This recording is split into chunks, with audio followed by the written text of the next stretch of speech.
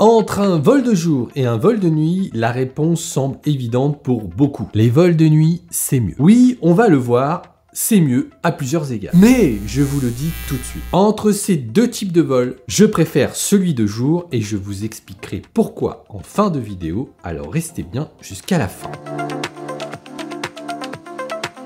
Qu'on se mette bien d'accord, il me paraît indispensable d'enfoncer une porte ouverte. Un vol de jour est un avion que vous prenez en pleine journée du style 10h ou 14h. Peu importe quand vous arriverez. Inversement, un vol de nuit est un avion que vous prenez la nuit du style 23h. Vol de jour, vol de nuit, pour bien définir ces types de vols, on parle bien du moment où on va partir.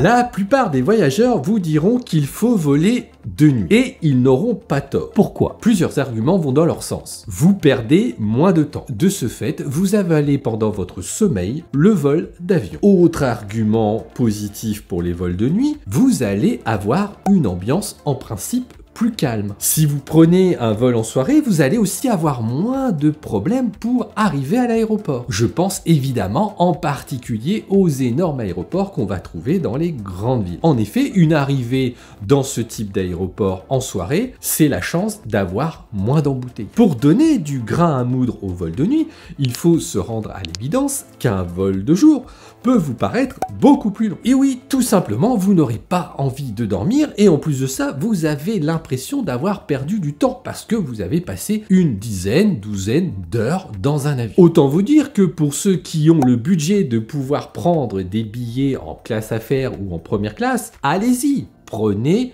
un billet en vol de nuit, évidemment, puisque dans ces classes, vous avez la possibilité de dormir allongé. Mais même si tout ça représente des avantages au vol de nuit, il y a un facteur important qui, selon moi, est mis de côté et on va en parler plus tard. Qu'on soit bien d'accord, j'adhère totalement à ce que tous les voyageurs vont dire sur le positif des vols de nuit. Je suis d'accord avec eux, je suis d'accord avec vous. Mais attention, un vol de nuit n'a d'intérêt que si vous êtes en capacité de dormir. Et là, pas évident de trouver le sommeil en classe éco quand vous n'êtes pas confortablement bien installé, quand vous pouvez pas trop vous allonger, quand vous pouvez pas trop bouger et trouver une position qui vous convienne. Et mon problème avec les vols de nuit, eh bien, il est là, tout simplement. Quand je prends l'avion en soirée, vous pouvez être sûr que je vais m'infliger une nuit blanche. Et quand vous devez digérer une nuit blanche plus plusieurs heures de décalage horaire, ça fait beaucoup pour un seul être humain. Antoine B l'explique bien dans une vidéo sur sa série de voyageurs. Il préfère voyager de jour quand il va en Asie, car cela lui permet d'être fatigué en arrivant, de vouloir dormir dès qu'il arrive à l'hôtel. Pour ma part, les vols que j'ai préférés dans ma vie de voyageur sont ceux que j'ai pu prendre en journée, qui m'ont fait arriver en début de soirée aux États-Unis. Et là, eh bien, c'est pour moi le timing parfait. Quand je vais arriver, j'aurai envie d'aller me coucher puisqu'il sera comme une fin de journée en France.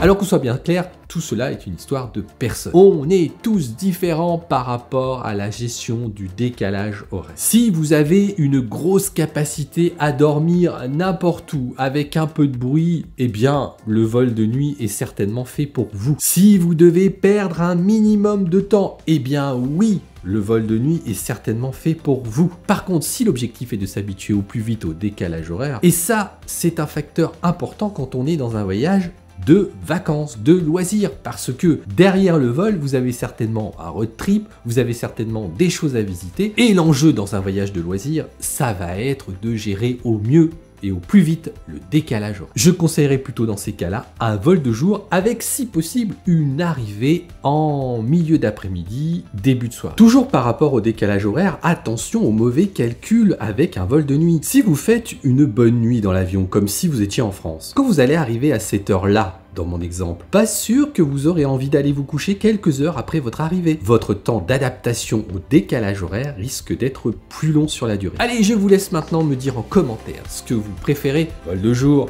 vol de nuit. Je remercie les personnes qui m'ont aidé à préparer cette vidéo et elles se reconnaîtront. En attendant qu'on se revoie peut-être dans un vol de jour, peut-être dans un vol de nuit, je vous invite à me retrouver dans l'une ou l'autre de ces vidéos pour d'autres conseils. Allez, à tout de suite!